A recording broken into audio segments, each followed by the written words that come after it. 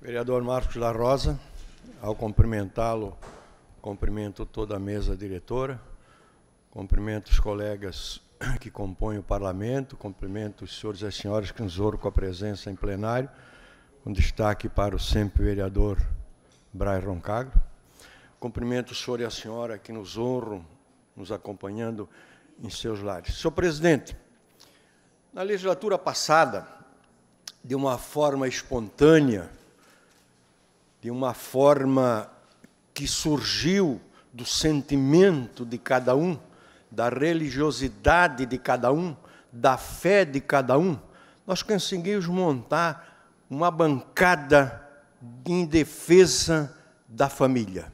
Não só da família, como da escola e da igreja. E delas fazia parte Vossa Excelência, e dela fazia parte o atual prefeito Mário Delbrando, e dela fazia parte eu também, com muito orgulho. É um introito para registrar a Vossas Excelências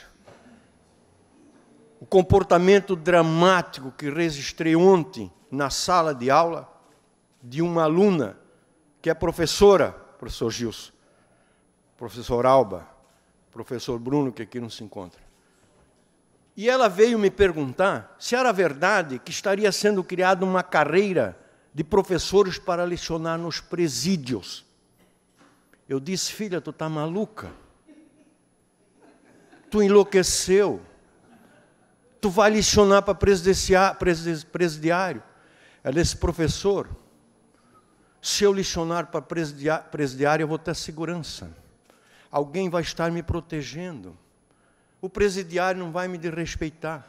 O presidiário vai me ouvir.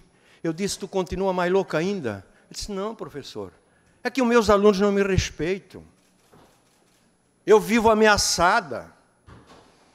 Eu vivo escorraçada.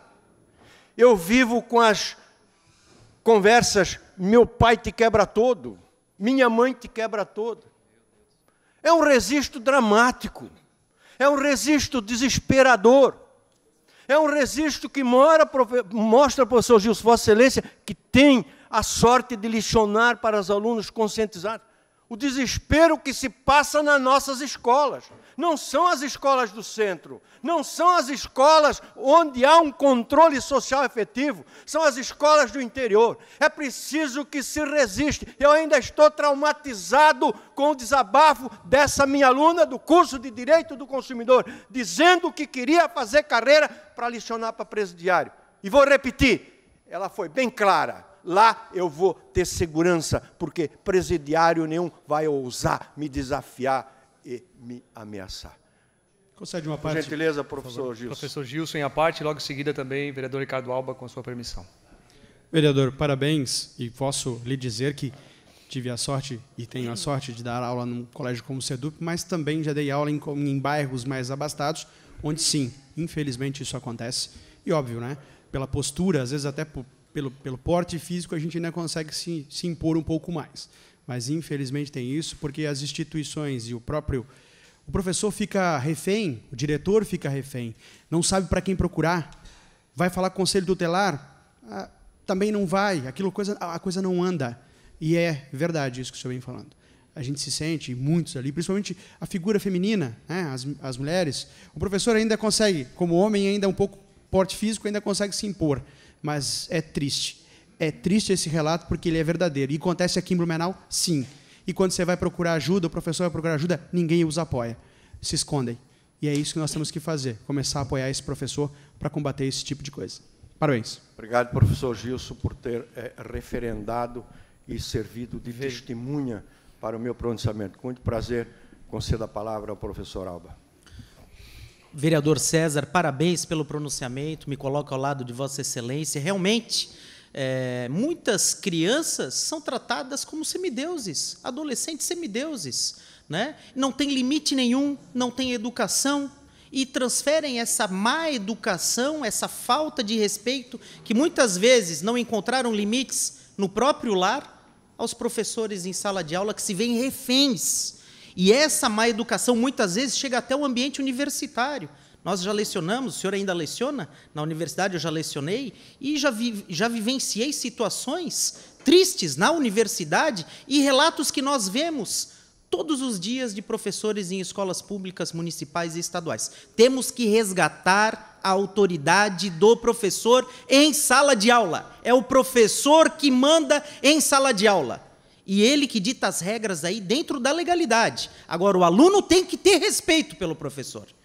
E esse respeito, essa educação tem que vir de casa.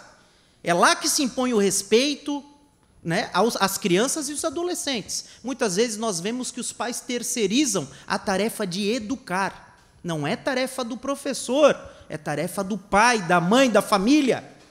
Se complementa na escola, mas é tarefa da família. Obrigado. Obrigado, professor Alba, por ter me ajudado a tornar pública essa situação que por nós é vivenciada no cotidiano.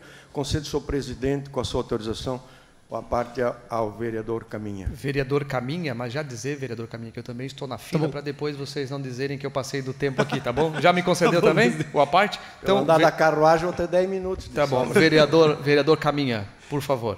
Professor César, sim, é sempre um prazer, né, tê-lo aqui, é sempre uma aula os seus discursos, presto atenção em todos eles, e quero lhe dizer, e o senhor sabe muito bem disso, quem é o grande culpado disso? É a nossa legislação. Infelizmente, né, enquanto não tivermos legisladores na Câmara Federal que faça a diferença e que mostre para que ele veio e por que ele veio, nós vamos ter isso. A preocupação da população, cada vez mais a população dentro de casa e não fora, e o bandido na rua. Parabéns a Vossa Excelência. Obrigado, vereador Caminha, também por ter colaborado com o nosso pronunciamento. Doutor César, sim, me concede a oportunidade. Muito obrigado. Eu acompanhei, como o Caminha, acompanho sempre seus pronunciamentos com muita atenção, são verdadeiras aulas, e eu me lembro da legislatura passada que o senhor sempre abordava que as 3 instituições fundamentais que servem, que funcionam como base da sociedade, são a igreja, a família e a escola. Lembro muito bem de o senhor ter mencionado isso por diversas vezes. Hoje, infelizmente, se fala tanto, né, vereador Alba, em direitos, e deveres, quase nada. Então, nós precisamos, sim, cobrar os deveres também, precisamos cobrar respeito, precisamos apoiar os nossos professores. Mas deixa eu, se me permitam também fazer aqui uma crítica a alguns professores, a alguns, uma minoria. Há poucos dias eu abordei aqui nessa tribuna um trabalho que foi feito em uma escola, onde fizeram lá uma exposição, que seria uma exposição de respeito às diferenças, mas eles colocaram lá uma exposição, doutor César, sim, de uma imagem, de um desenho de uma pessoa mostrando o dedinho do meio. Sabe, aquela cena que não dá para eu fazer aqui, eu não posso fazer aqui, mas estava exposto lá na escola. Então, a gente tem que, na verdade, unir forças e os professores precisam nos ajudar no combate à violência e ao desrespeito. Muito obrigado. Concedo mais 5 minutos.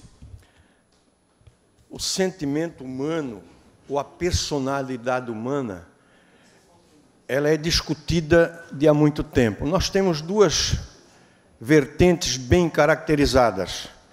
A vertente que diz que o ser humano nasce bom e a sociedade o corrompe, que é de Jean-Jacques Rousseau.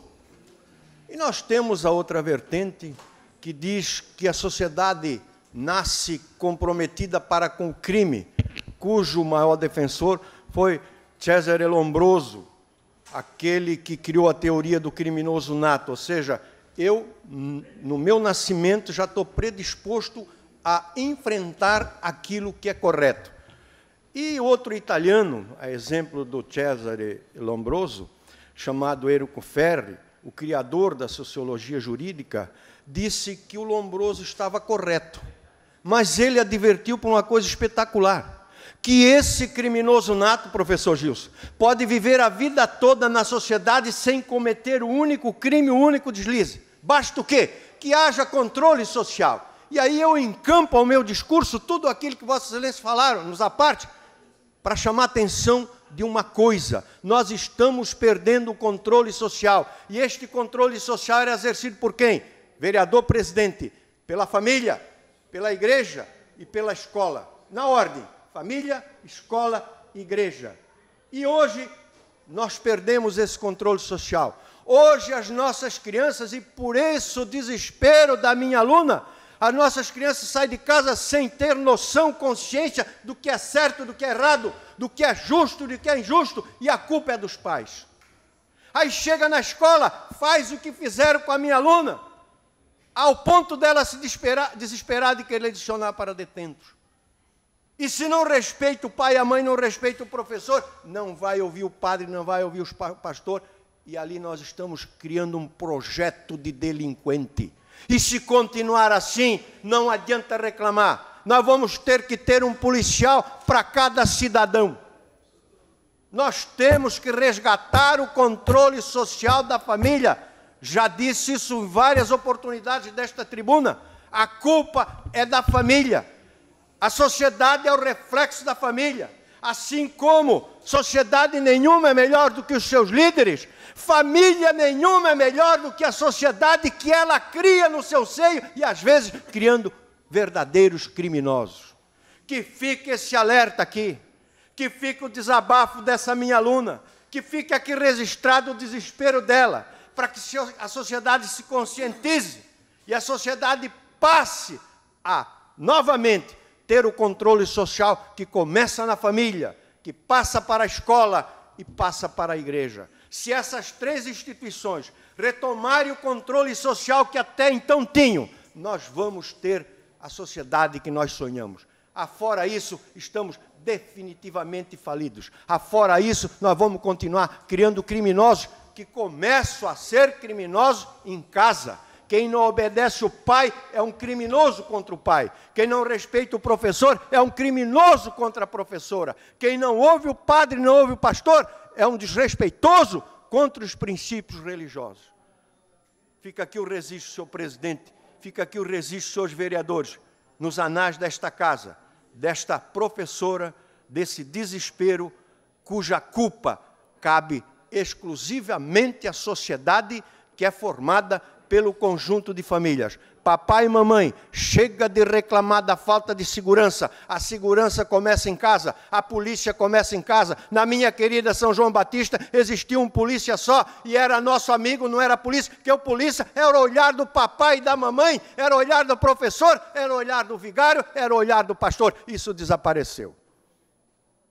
É lamentável que se faça um registro com tamanho alcance de desespero. Mas essa é a nossa função. Mais uma vez, agradeço a parte dos vereadores Alba, do professor Gilson, do professor Caminha, do presidente, que me ajudaram a esclarecer aquilo que era meu propósito junto à sociedade, no sentido de que nós temos que resgatar o controle social que está nas nossas mãos. Aí vem a questão da bicicleta, aí vem a questão da cavalaria, aí vem a questão da segurança, aí vem a questão da polícia, aí vem as outras questões. Agora, não adianta nós buscarmos e bradarmos por mais segurança se as famílias continuarem a desconsiderar, a desconhecer o dever de casa, que é o dever de educar. A escola vai ensinar, quem tem que educar é o papai e a mamãe. Muito obrigado, senhor presidente, pela oportunidade que me foi dada.